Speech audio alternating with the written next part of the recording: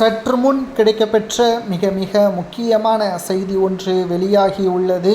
அதிமுகவில் மீண்டும் பன்னீர்செல்வம் பல்வேறு கண்டிஷனோடு ஓகே சொன்ன எடப்பாடி பழனிசாமி, அமித்ஷா அவர்களது திட்டம் இதுதான். அதாவது அதிமுகவிலிருந்து நீக்கப்பட்ட ஓபிஎஸ், டிடிவி தினகரன், சசிகலா இவர்கள் அதிமுகவில் மீண்டும் இணைந்தால்தான் அதிமுக மற்றும் கூட்டணி கட்சிகள் வெற்றியடைய முடியும் என்ற காரணத்தினால் தற்பொழுது அதிமுகவை ஒருங்கிணைப்பதற்கு ஓபிஎஸ் எந்த அளவிற்கு முயற்சி செய்கிறாரோ அதேபோல்தான் மத்திய உள்துறை அமைச்சர் அமித்ஷா அவர்களும் இதில் முழு கவனத்தையும் செலுத்தியுள்ளார். சமீபத்தில் நடைபெற்ற அதிமுகவின் பொதுக்குழு தனது தலைவர் எடப்பாடி பழனிசாமி வழங்கியுள்ளது. இதற்கிடையே பாஜக மாநில தலைவர் நயினார் நாகேந்திரன் பழனிசாமியை தனது இல்லத்தில் சந்தித்து கூட்டணி விரிவாக்கம் குறித்து ஆலோசனையும் நடத்தியுள்ளார். இந்த சந்திப்பு அமித்ஷாவின் விருப்பத்தை தெரிவித்திருப்பதாகவும், பன்னீர்செல்வம், டிடிவி தினகரன் ஆகியோரை கூட்டணியில் சேர்க்க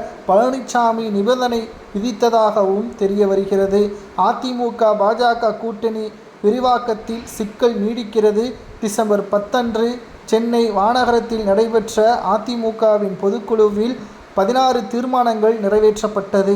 அவற்றில் மிக முக்கியமானது கூட்டணி கட்சிகளை தேர்ந்தெடுக்கும் அதிகாரத்தை பழனிசாமியிற்கு வழங்கியுள்ளது.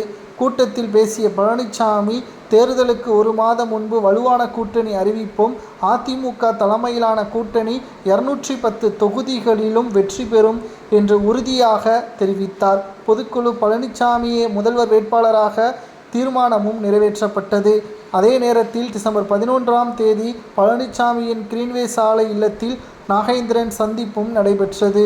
பாஜக துணைத் தலைவர் சக்கரவர்த்தி, ஜெயபிரகாஷ் ஆகியோருடனும் சந்திப்பையும் நடத்தினார். 1 மணி நேரத்திற்கு மேலாக இந்த சந்திப்பு நடைபெற்றது.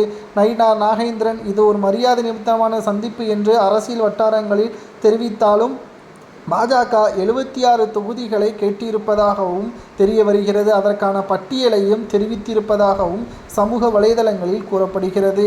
ஆனால் இதற்கெல்லாம் அதிமுக ஒருங்கிணைந்தால்தான் வெற்றியடைவது உறுதி. ஒன்று, அதிமுகவில் மீண்டும் ஓபிஎஸ்ஸையும் சசிகலாவையும் இணைக்க வேண்டும், இல்லை என்றால் கூட்டணி வைப்பது பற்றியாவது முடிவெடுக்க வேண்டும் என்று அழுத்தம் திருத்தமாக அமித்ஷா அவர்கள் எடப்பாடி பழனிசாமி அவர்களிடம் தெரிவித்துள்ளார். மேலும் எடப்பாடியின் சுயநலத்திற்காக அதிமுகவை தோல்வியடைய வைத்துவிட்டால் அடுத்த அரசியலில் எடப்பாடி அதிமுகவில் பயணிப்பது கடினம்தான் என்ற தகவலும் தற்பொழுது கிடைக்கப்பெற்றுள்ளது. அதிமுகவின் உண்மையான தொண்டர்கள் கமெண்ட் வாயிலாக கூறுங்கள். ஓபிஎஸ் அதிமுகவில் இணையலாமா அல்லது கூட்டணி வைக்கலாமா என்பதை கமெண்டில் கூறுங்கள்.